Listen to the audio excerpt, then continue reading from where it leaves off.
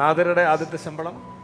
അയ്യോ, എൻ്റെ ഓർമ്മയിൽ 25 രൂപയും ഒരു മഞ്ചെങ്ങാണ്ടായിരുന്നു തോന്നുന്നു.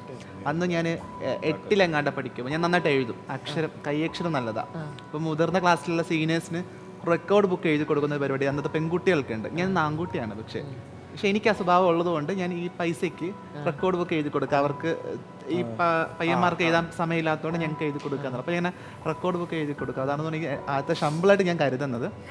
പിന്നീട് എൻ്റെ സ്ട്രഗിളിങ് ഭയങ്കര ചെറുതൊന്നുമല്ല, വളരെ എന്താ പറയട്ടെ, ഒരു പക്ഷേ നിങ്ങൾക്ക് ചിന്തിക്കുന്നതിന് അപ്പുറത്തേക്ക് വളരെ മോശപ്പെട്ട അവസ്ഥയിൽ, ഏറ്റവും മോശപ്പെട്ട, കാരണം 18 വയസ്സുകാരൻ എന്തൊക്കെ അനുഭവിക്കാൻ പാടില്ല ആ കാലത്ത് എന്നുള്ളതൊക്കെ അനുഭവിച്ചിട്ടാണ് ഞാൻ വന്നത്. ഞാൻ ചിലപ്പോൾ ഒരു പക്ഷേ ഇപ്പം ഇങ്ങനെ ഇരിക്കുന്ന രൂപമൊന്നും അല്ല അന്ന് ഉണ്ടായിരുന്നത്.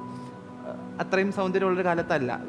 പ്രത്യേകിച്ച് വീട്ടുകാരുടെ സപ്പോർട്ട് ഇല്ലാതെ ഒരു ഡിഗ്രി പഠിക്കാൻ എങ്ങനെ പോവുക എന്നുള്ളത് വലിയ ചോദ്യമാണ്. പ്രത്യേകിച്ച് വലിയൊരു യാത്ര നടത്തിയാണ് കോളേജിലേക്ക് പോകുന്നത്. ഞാൻ താമസിക്കുന്ന കവടിയാറാണ്. കാരണം വീട്ടിൽ നിന്ന് പുറത്താക്കിയിട്ട് ഒരു ഷെൽട്ടർ എന്നുള്ള രീതിയിൽ ഒരു കമ്മ്യൂണിറ്റി കുറച്ച് ആൾക്കാരുടെ കൂടെ താമസിച്ചിട്ട് അവിടെ നിന്ന് യാത്ര ചെയ്ത് ആറ്റിങ്ങിൽ എനിക്ക് പോകണം. അപ്പോൾ 2 ബസ് പിടിച്ചിട്ടൊക്കെ ആയിരിക്കും ചിലപ്പോൾ പോകേണ്ടത്. അന്ന് ബസ്സിന് കാശ് കൊടുക്കാനില്ലാതെ ഞാൻ കോളേജിൽ പോകാതിരുന്നിട്ടൊക്കെ ഉണ്ട്. അപ്പം ഈ വരുമാനം എന്നുള്ളതൊന്നും ഓപ്ഷനില്ല. കാരണം എവിടെയെങ്കിലുമൊക്കെ പോയി കഴിഞ്ഞാൽ ഇൻസൾട്ടിങ്ങും ഈ ജോലി ഇങ്ങനെ തരാം. അന്നത്തെ ആൾക്കാരെയും കുറ്റം പറഞ്ഞില്ല, അവർക്ക് അത്രയും എഡ്യൂക്കേറ്റഡ് അല്ല, അറിയില്ല. അപ്പം അങ്ങനെ ഒരു കുറേ സ്ഥലത്തുനിന്ന് റിജക്റ്റ് ചെയ്യപ്പെടുകയും അങ്ങനെയൊക്കെ ചെയ്തിട്ടുണ്ടായിരുന്നു.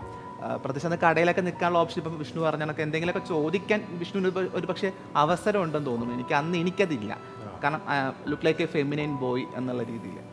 അപ്പം അവിടെ നിന്ന് ശ്രമിച്ചു കുറേ. ഞാൻ ഇന്ന് എന്തെങ്കിലുമൊക്കെ നേടിയിട്ടുണ്ടെങ്കിൽ അതിന് പിറകിലും ഒരാളുടെയും എഫേർട്ട് ഇല്ല എന്നുള്ളതാണ്. എൻ്റെ സ്വന്തം എഫേർട്ട്. ഞാൻ ശ്രമിച്ച്, ഞാൻ ചോദിച്ച്. നിങ്ങൾക്ക് ഒരു പക്ഷെ അറിയുമെന്നറിയില്ല, എൻ്റെ ഫസ്റ്റ് ശമ്പളമായിട്ട് അല്ലെങ്കിൽ ഒരു പറഞ്ഞ കണക്കൊരു അവസരം പോലെ കിട്ടി. എനിക്ക് ആദ്യം കിട്ടുന്നത് ഞാനൊരു സംസ്ഥാന അവാർഡ് കിട്ടിയ ഫ്രീഡം ഫൈറ്റ് എന്ന സിനിമയിലെ ജിയോ ബേബി സാറിൻ്റെ സിനിമയിലെ കുഞ്ഞിലെ ഇത് ആന്തോളജിയിലെ അനന്യ എന്ന ക്യാരക്ടർ ചെയ്തിട്ടുണ്ടായിരുന്നു. അതെനിക്ക് എന്നെ സംബന്ധിച്ച് ഭയങ്കര പ്രൗഡാണ്. ഒരു സംസ്ഥാന അവാർഡ് കിട്ടിയൊരു സിനിമയ്ക്കകത്ത് ചെയ്യാൻ പറ്റി എന്നുള്ളത്. പിന്നെ സിനിമകൾ ആഗ്രഹിച്ചു വന്ന ഒരാളൊന്നുമല്ല, ലൈഫിൽ ഇതുപോലെ വന്നു ചേർന്നപ്പോൾ ഓഡീഷനൊക്കെ ചെയ്ത് അങ്ങനെയൊക്കെ കിട്ടിയിട്ടുള്ളതാണ്.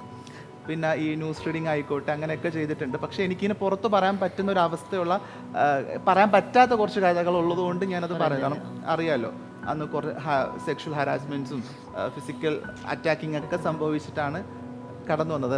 ഭാവിയിൽ എപ്പോഴെങ്കിലൊക്കെ എനിക്കത് ഇപ്പോഴും ഓപ്പൺ ആക്കാൻ ഭയങ്കര ബുദ്ധിമുട്ട്. എനിക്കിത് പറഞ്ഞാൽ ഇത്, കാരണം ഇപ്പം ഞാൻ നിലവിൽ എൻ്റെ ഫാമിലിക്ക് ഒപ്പമാണ്. അപ്പോൾ അവരിത് കേൾക്കുമ്പോൾ എനിക്ക് അവരെ സങ്കടപ്പെടുത്താൻ പറ്റില്ല. മാത്രമല്ല ഇപ്പം ഞാൻ എനിക്ക് വേണ്ടി ജീവിച്ചോ എന്ന് ചോദിച്ചാൽ എനിക്ക് താല്പര്യമില്ല എന്നുള്ളത് സത്യം പറയില്ല. എനിക്ക് വേണ്ടി ജീവിക്കുക എന്നുള്ളത് ഭയങ്കര ഇഷ്ടമില്ലാത്ത കാര്യം. ഇപ്പോൾ എനിക്കൊരു 100 രൂപ കിട്ടിക്കാൻ, അല്ലെങ്കിൽ 99 രൂപയും വീട്ടിൽ കൊടുക്കണം എന്ന് ആഗ്രഹിക്കുന്ന ഒരാളാണ്. ഒരു 26 വയസ്സുള്ള ഞാൻ ഇപ്പോൾ ഒരു വീട് വെച്ചു എന്ന് പറയുമ്പോൾ എനിക്ക് ഭയങ്കര അഭിമാനമാകും. 26ാമത്തെ വയസ്സിൽ വീട് സ്വപ്നം കാണാൻ പറ്റുമോ? ഇല്ല. അപ്പോൾ എനിക്കൊരു സ്വന്തമായിട്ട് വീട് വെച്ചു. അതിനും ഒരു തരത്തിൽ മറ്റാരുടെ ഹെൽപ്പൊന്നുമില്ല. ഞാൻ ശ്രമിച്ച്, ഞാൻ ഇതുപോലെ ഇപ്പോൾ ബിഗ് ബോസ് ആയിക്കോട്ടെ, സിനിമകളായിക്കോട്ടെ, ഈ സ്പേസ് അടക്കമുള്ള ഇടങ്ങളിൽ കിട്ടുന്ന ഒരു വരുമാനമാണ് എനിക്ക് ആ വീട് വെക്കാനുള്ള ഒരു മോട്ടിവേഷൻ എന്നുള്ളത്. അപ്പോൾ ആ വീടൊക്കെ വെച്ചു ഇപ്പോൾ അങ്ങനെ ഒരു ഹാപ്പി ലൈഫിലേക്ക് കടന്നു പോകുന്നുള്ളതുകൊണ്ട് പഴയ കാലം ഭൂതകാലമൊന്നും ഞാൻ ഒരിക്കലും പറയത്തുമില്ല, എനിക്ക് ഓർക്കാൻ ആഗ്രഹവും ഇല്ല. ഇപ്പൊ ലൈഫ് ഹാപ്പി അല്ലേ? പിന്നില്ല.